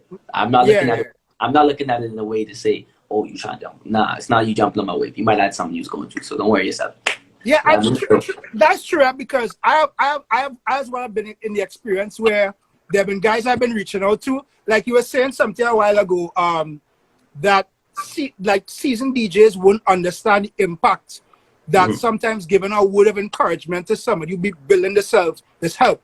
I will never forget the first time that Back to Basics heard me and Selector Kerry in St. Vincent, and they played before us, and we came on the stage and played for an hour, and Back to Basics walked through the crowd and found me as like, yo, you see all the fellas, all the real serious, and that helped boost our confidence, because we already were confident in our abilities. But the fact that we have these international guys who are seasoned looking at us and saying, yo, them guys can really do what they're doing, and you give them some support, however, that has really helped. And it's really right what you're saying. It's so interesting that when now you are building yourselves and you're asking for the help or the support, or just to put somebody on because they understand the value that they bring, they don't call you, but now you built yourself and you're receiving that phone call and WhatsApp message.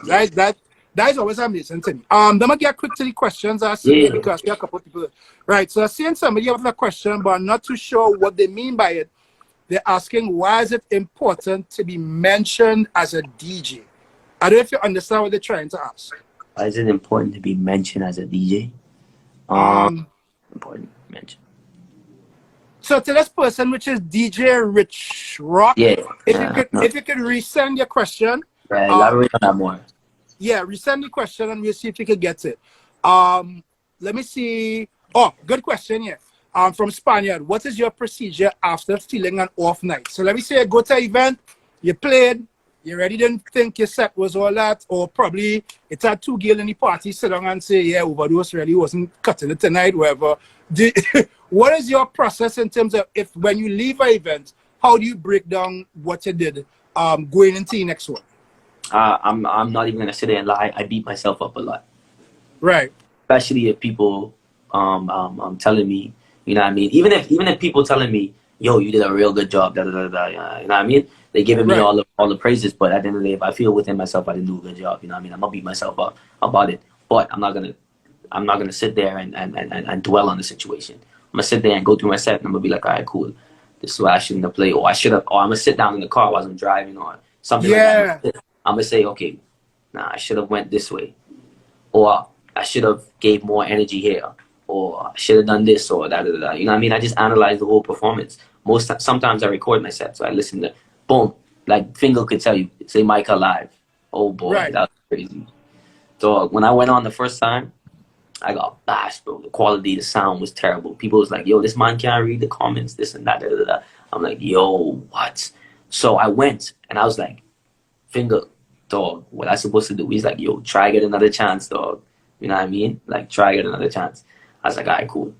I go message him. So I message Richie Ras from Jamaica. Richie Ras, look up Richie Ras, yeah. I'm like, yo, if you give me another chance, bro, I promise you the sound will be fixing everything, dog.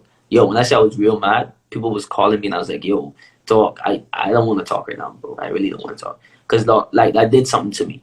You know what I mean? It's an opportunity I have for people who probably might not have known about me, and the first impression was the worst impression. Yeah. So I said I would do anything and everything I could do to at least get at least 20 minutes. Right. I didn't care if it was 20, 30, 40, 15, 5. I'm going to get something to address the situation. So I went back on, and bro, when I said shell, bro, it was vibes. You know what I mean? So is it that you went back into your own thinking of how you could improve the technology of what you're using? Yeah, I went, and Aaron could, Fingal could tell you, he could attest, because I was like, Fingal, go on my next Instagram. I need you to tell me how this sound. Let me know what I need to turn off. Let me know.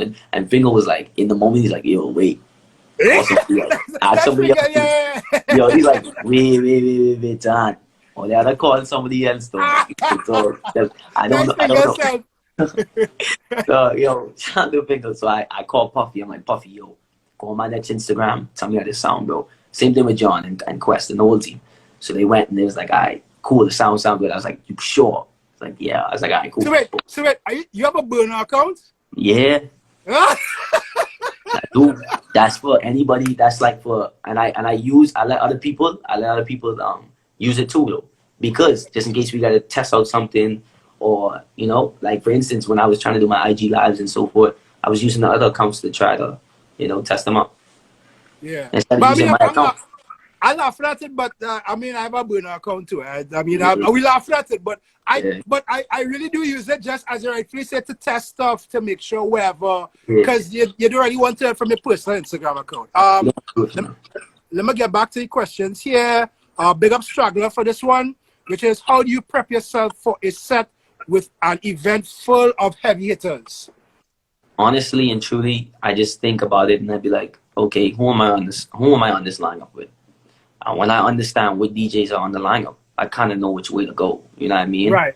Because I know where they're from, and I know exactly what their style is too. Like, you know what I mean? Mind you, some people have like a open format style too. You know what I mean? But I could kind of get a general understanding of what to expect. So, for instance, when I was in Jamaica for a party called Night Carnival, right, I was on the show with some DJs, and they went there and like I said, I'm in Jamaica, so it's a carnival show. So DJs done ring out. This was fresh from Trinidad Carnival. Right. They done played all the soca you probably think about. Right. They done played all the new dancehall, everything, all of the old dancehall.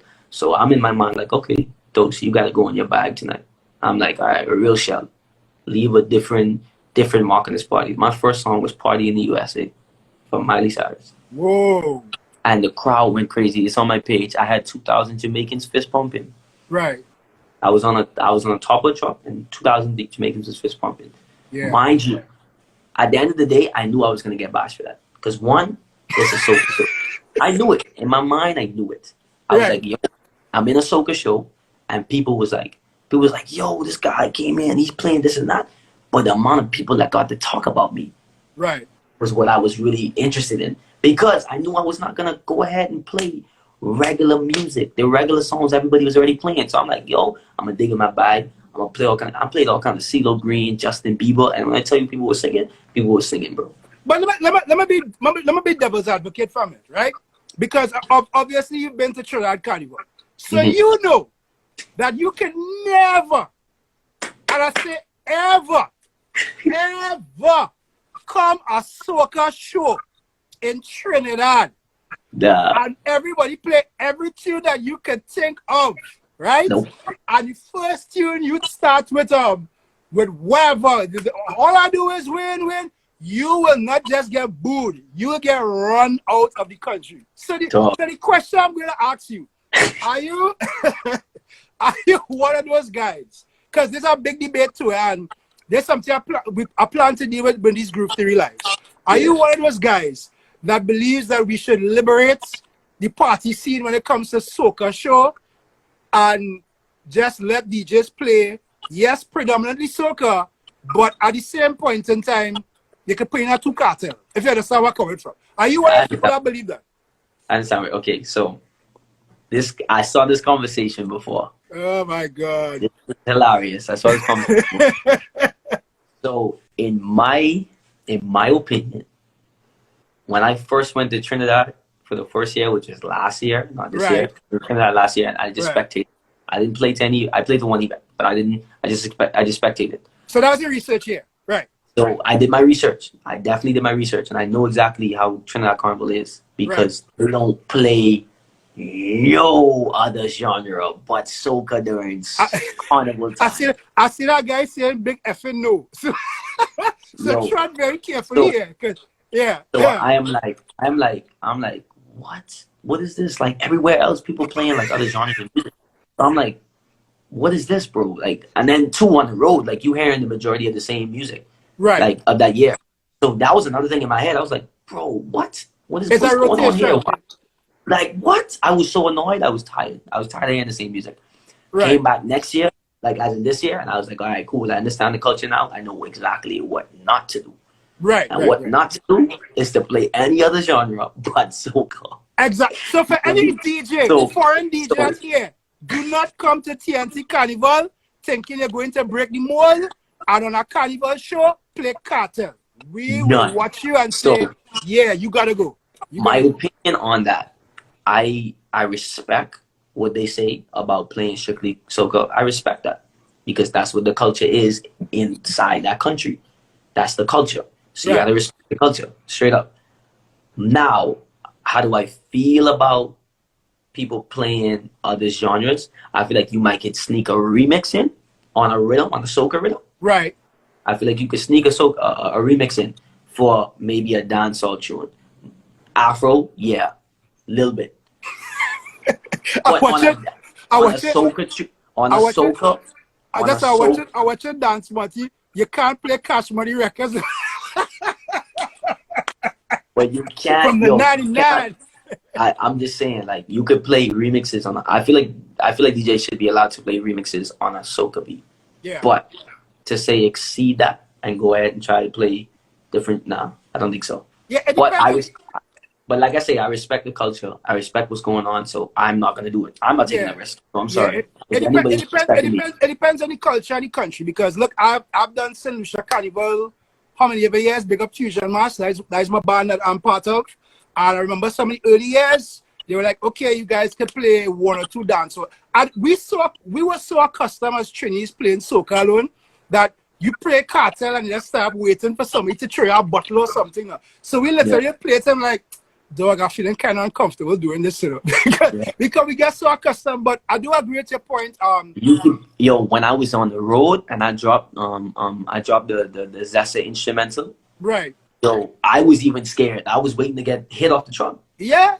I didn't think I could do that. And I was playing for Rogue. I was playing for Rogue on the road. Yeah. And I dropped the rhythm and I was like, wait, all right, cool. It does depend on where you are too. And sometimes I will tell you, which you probably will or will not know, even if it is that you do it and you get a good response from the people there are always going to be people on social media who go on Twitter and say, who is this effing DJ from wherever I come and playing Zessa and thing. But as you rightfully say, it's your opinion on it, and it just depends on where you go to and where's the culture there.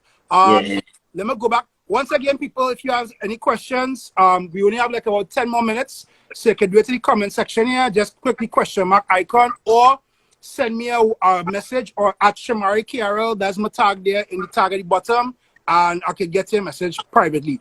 Right. So I'm going back to this guy here who was asking the question. Let me bring it up quickly. One was a dance also. Right. Okay. Mention meaning about around doing your thing, but not being seen or talked about. I think this is a guy who was talking about why is it important being a DJ. But he's being mentioned as a DJ. He said that's why is it important being mentioned as a DJ. So mention meaning you're around doing your thing, but not being seen or talk about. Okay. I'm still trying to understand the conversation. I think what he means is, and I saw him in the chat, so you can probably send a thumbs up if I'm correct of the interpretation of what he's saying.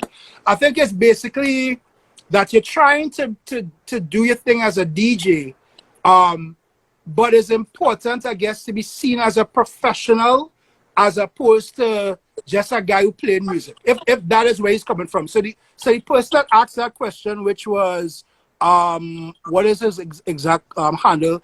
DJ Rich Rock. if that is what you mean by a question, you could say that's a thumbs up. So I think that is what he means, which is that you're trying to do this. Right, exactly. So you are doing this as a profession, and why is it important to be seen as that for you? Well, for me to be seen, because all right, for instance, there's a lot of people that do this because they love it. You know what I mean? But it's another thing to it. It's another little push or oomph that you get. You know what I mean? When people acknowledge you and see your work that you're putting in and value you. You know what I mean? That's a big difference, because now it gives you that extra push to say, okay, yes, I want to be better. Exactly. Yes, I have faith that I'm actually doing something right. Right. Yes, I am heading in the right direction. So those are the things that just being recognized or being mentioned or having your name talked about or whatever the case is so vital. That is very vital. I think it's very important, honestly. And I'll add to that and say that from a professional opinion, when we as Caribbean people have come up in an environment where we were always trained when we were younger to be doctors, lawyers, engineers, etc., so on and so forth. As a creative, whether it's a DJ, painter, an artist or whatever, whatnot, it was never looked at as a profession seriously when we were younger. So now, if we take Private Ryan, for example, Ryan has been able to create an industry from his name. So when he was going to college, the mix that he was doing to introduce his college friends to soca has now become Soca Brainwash, the event. You understand? And on a bigger note of it being just a party, now that is a monetary event where he could actually fund himself and pay people and utilize money from that now to boost into the economy of Trinidad and Tobago and to invest in himself while giving a platform for DJs from other countries. So that's why I think it's extremely important for us as creatives, for people to see what we're doing as important. And that is why, just like myself and Ovadose and a lot of you guys that we've been talking to, it's important that we take the business aspect of what we're doing as serious as the creative aspect. On that note, before I get to the next question, have you been able, and you don't necessarily have to go into figures because we don't really want to do that, but have you been able to monetize Ovadose Radio to a point where you can pay guys to come and guest, and you have yourself, and I know it might not necessarily be about the money, but at the same point in time, is it something that you look at as something that you can monetize in the long run? Yeah, definitely. Right now, I'm actually trying to figure out how I could actually pay the guys that have been rocking with me from the jump. You know what I mean? I'm actually looking into doing those things because the sponsors, like, I got to factor into, right, that I pay for a flyer to be done. I have to pay my flyer guy. Also, I also have to factor in the fact that people are not making much money, so companies. So my promotional prices can't be high while doing it. So it has to be very reasonable. Also, I got to factor in that, okay, the radio is doing some numbers, so this is kind of an opportunity, you know what I mean? Because I started out and didn't know I could make money, but I do give DJs who are regulars on the radio an opportunity to make money, though, in terms of finding their own sponsors. Like, because, for instance, if they know a buddy who got a drink or whatever the case is, you say like, yo, Dose, my buddy has a drink or whatever, I'm trying to make a little 100 off of it or whatever. I was like, okay, then cool, no problem. But just let me know, you know what I mean? Yeah. Like, you could do it. I don't have a problem with it. You could do it during your session. Just tell them it's your session. You know what I mean? Yeah. So I'm fine with that. I'm cool with that. I'm all about everybody making money and everybody shining. You know what I mean? I'm fine with that. But just make it known to me. That's about it. Yeah. I now see that question from Gabriel Nessa. Dose, do you see yourself going along that line in terms of having events, etc., branded under you? So I guess whenever, as we like to say now, whenever outside open, and you can have an event, do you see yourself now having a major event or a small event or whatever? Because as I said, I think your goal at some point was to open a club in the Bahamas, right? Is that something that you still want to do, one? And two, do you see yourself actually going into events when we all have the opportunity to do that again? Yeah, so most definitely. I see myself doing so many different things that I probably never even thought I would be doing. I even see myself going into politics at some time in my life. Really? Yeah, I see myself doing a lot of things. I'm Right. I'm open to so many things. Like this life is so different. You know what I mean? One day you might be a nobody. The next day you might be Somebody. like somebody. You know what I mean? Mind you, anybody on this live, if you feel like you're nobody, you are somebody. You're very special.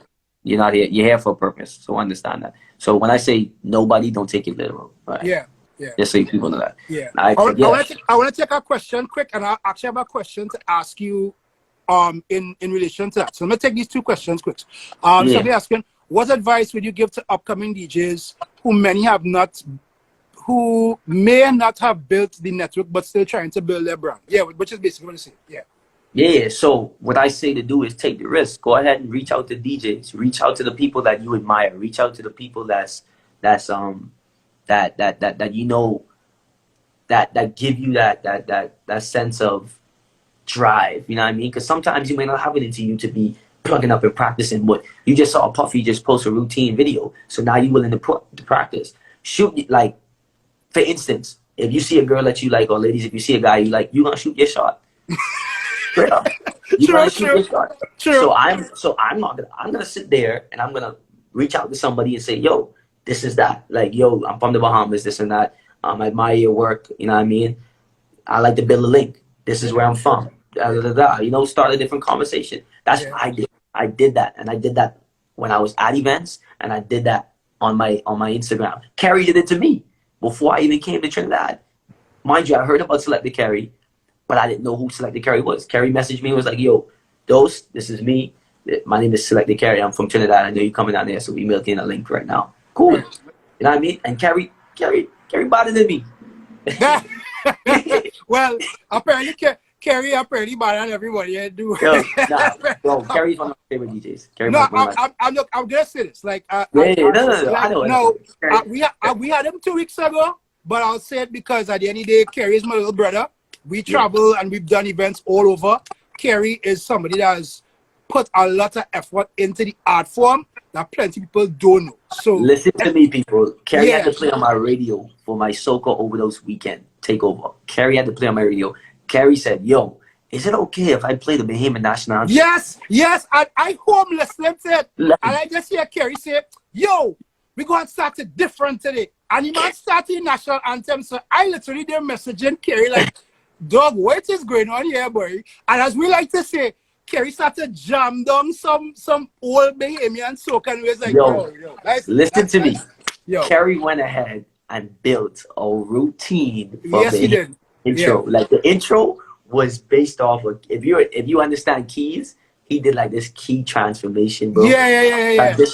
Transition into another song, bro. A Bahamian song. It was mad, bro. Yeah, it was crazy. I listened to it that night, and I was like, I literally pick up my phone, like I just like, so we have this thing if I message him and say, yo, when I put like 20 O's at the end, he know like it's real fire now. So when he had do that, I was like, nah, dog, nah, let the front out here, yo, but nah, see, that's me. I'm a DJ. I give dudes their accolades. I give dudes their credit, what they deserve. That's what it's all about. I feel like the industry would be so much better if we do it. Mind you, I'm not saying the industry is so bad, because now DJs are really networking during this time. This time like this is making them want to reach out and now work with other DJs, but it is what it is. You know what I mean?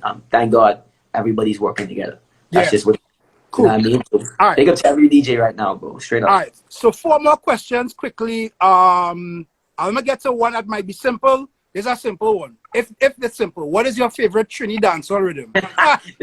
This is one of my boys from the Bahamas, bro. He's an upcoming DJ. He's real nice. Right. He's like 14. He's real nice. He played on the radio. So big up yourself, Manny. But that's our DJ Manny, right? So DJ Manny wants to know what's your favorite Trini dancehall rhythm. He like that lifestyle rhythm. He think he's like nah. Right. So that's what he like. He like, but yeah. Right. That's I like that. Let me see. Hold on. Let's get to something else. Right. How do you feel about DJs playing back tunes? Yo, I'm not a big fan of it, honestly. Right. I try to avoid it as much as I can. Right. Okay, this is a next good one here too. Who do you look up to as DJs? So I guess who are your like mentor DJs that you look up to right now? So right now is Carrie. Right now is Carrie. Well, to be honest, it's all the DJs in the big link. You know what I mean? I look up to each and every one of them because everybody's very different. You know what I mean? Also, the Kevin Crown, Rigo Suave, the dudes who got energy, who got presence on the stage. Private Ryan as well, who's a very versatile and DJ as well. Local DJs, Tico T.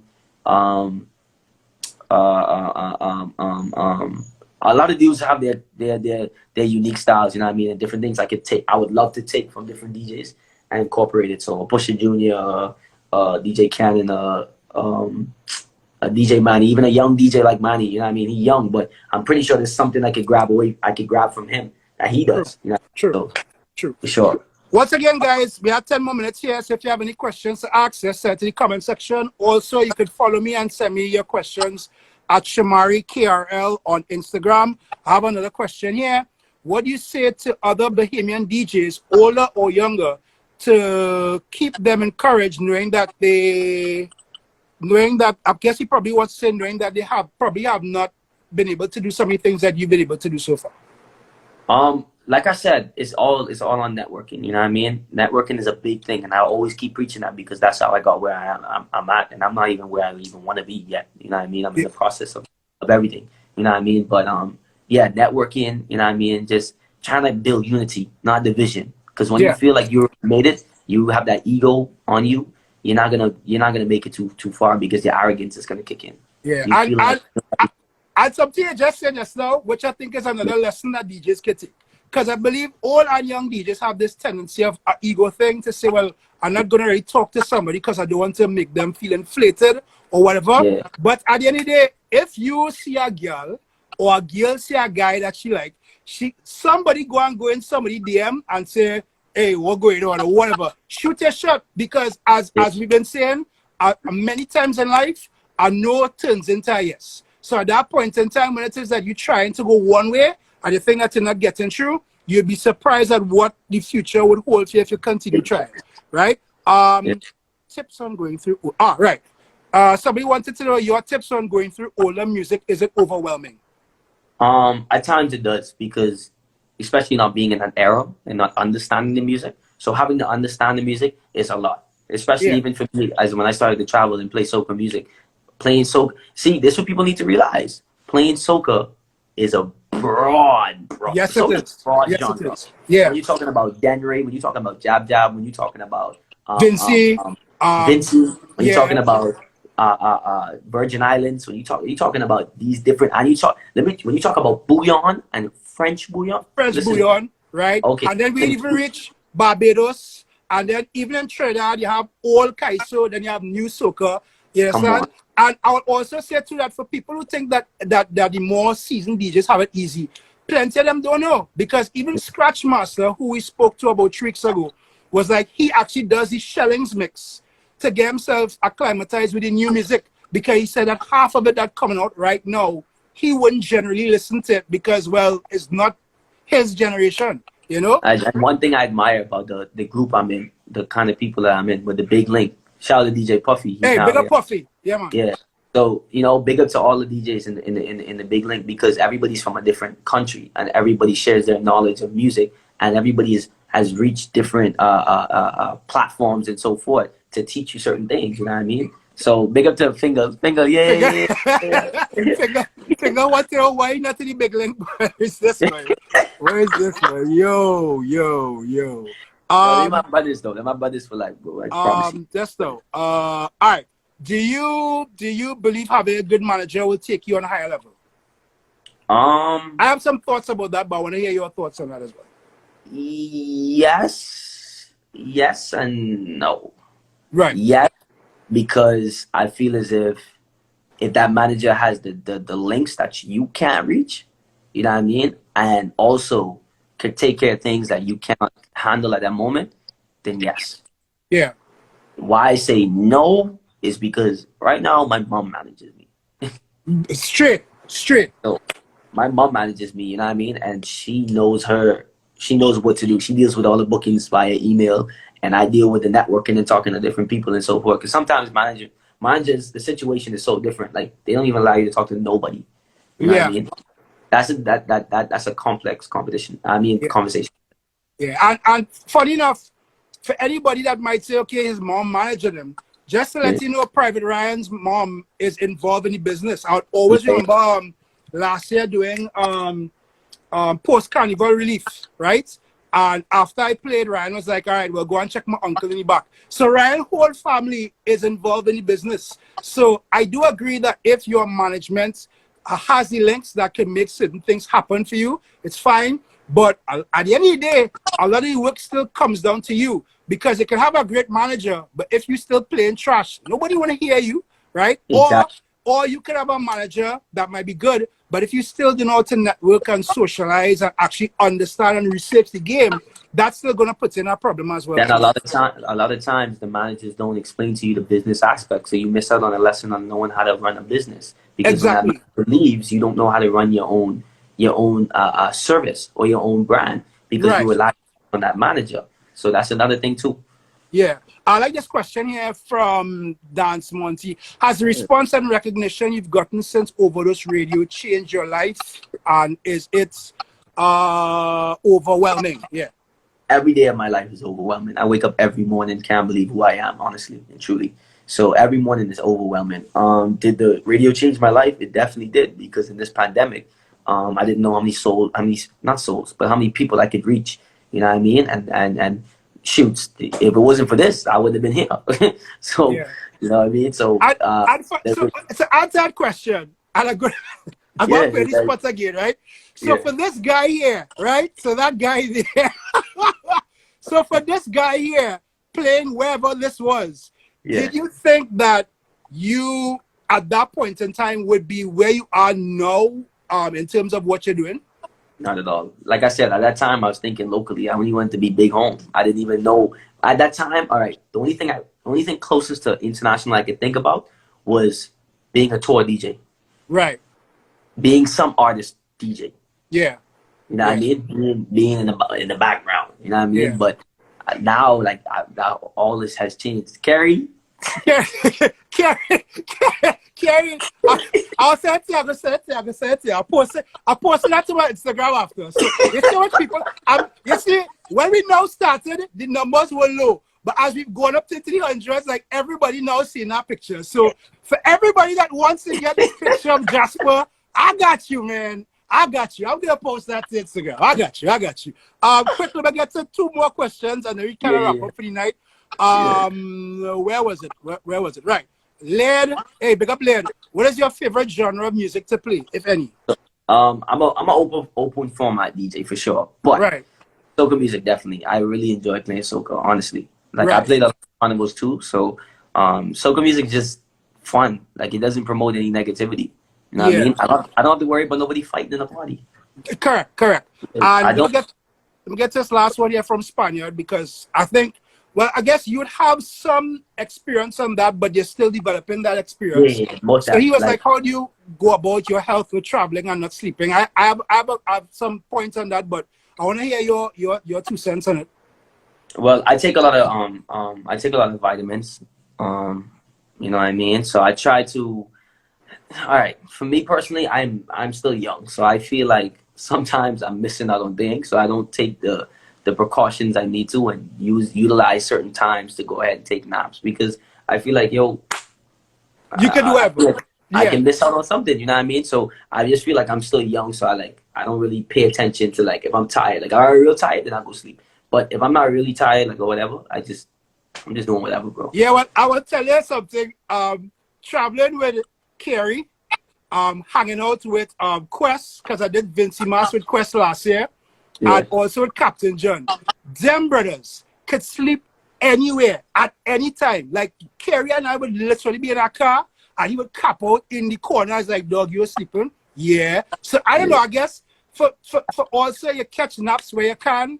Something I picked up from Kevin Crown is that when we do long tours, like if we go to a country and it's like 7 days there, Kevin Crown actually helps me to get a little routine into working out. So sometimes when I go to a particular country, I'd find out what time the gym is open, believe it or not.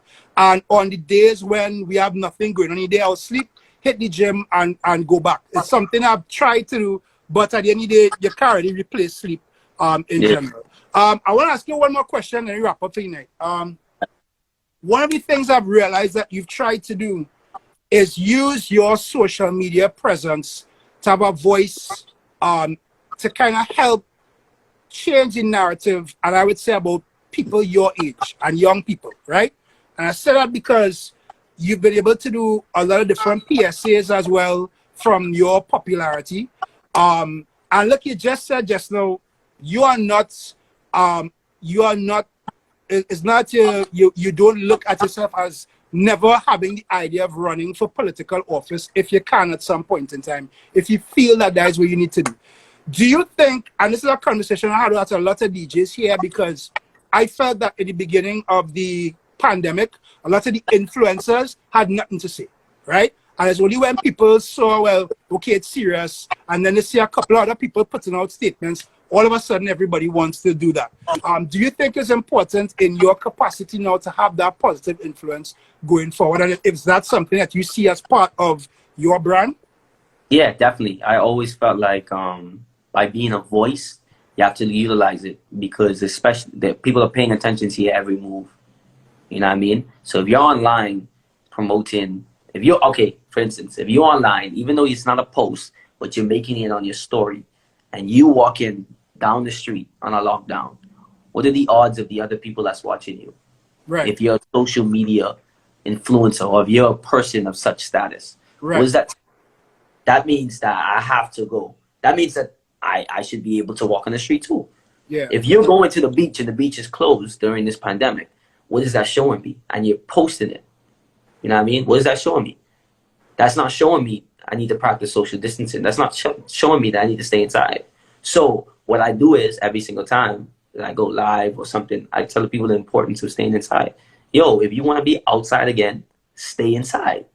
If you want to experience an event with me, let's follow the protocols, stay inside, practice social distancing, and let's do our thing so we can be on the outside again. That's all. You know what I mean? So it's simple things you could say. You know what I mean? You don't have to necessarily say, well, ladies and gentlemen, this is so-and-so, and I'm here to let you guys know the importance of, nah. You could say it in a very chill way. Yo, why they want to see me outside? Stay inside. That's all. You know what I mean? It's how you say it. You know what I mean? Because some people may not take you serious the way you say it if you're saying it in a very professional way. But some people may take you serious if you're saying it in a partying way, and you just throwing it in there as a jab or as an extra push inside one of your mixes or something in your live streams. Yeah. So that's just what it is. I get it. Well, again, brother, as I said at the beginning of our chat, this is the first time that you and I ever linked up like this. This was something that went back all the way to 2019. We were supposed to do this, but I'm really glad that we made the link tonight. I'm glad that we were able to have this conversation. I want to thank you for your time. I encourage everybody here to also endorse and support the Ovadose Radio. Probably I'll do the Ovadose Radio one of these weekends, so I'm putting it out there. Yeah. I'm going to jump on Ovadose Radio one of these weekends. So you and I will talk and we'll make that happen. But at the same point, thank you for your time and keep doing your thing. At the end of the day, you are still, as I said, part of the next generation. And that's something that we need to have right now, because at the end of the day, people need to have the business mindset and the passion for it, which is something I think you have. So continue representing the Bahamas. Definitely, you and I are going to link, and we'll do this again at some point in time again. All right? Appreciate it. Thank you so much for the opportunity. All right? Yeah, man. So, blessings. Yeah. I did live tonight. I'm on my live tonight at 1. Great. No problem. We're going to be there. We're doing it tonight at 1. All right. Cool. All right. Respect. Yeah, man.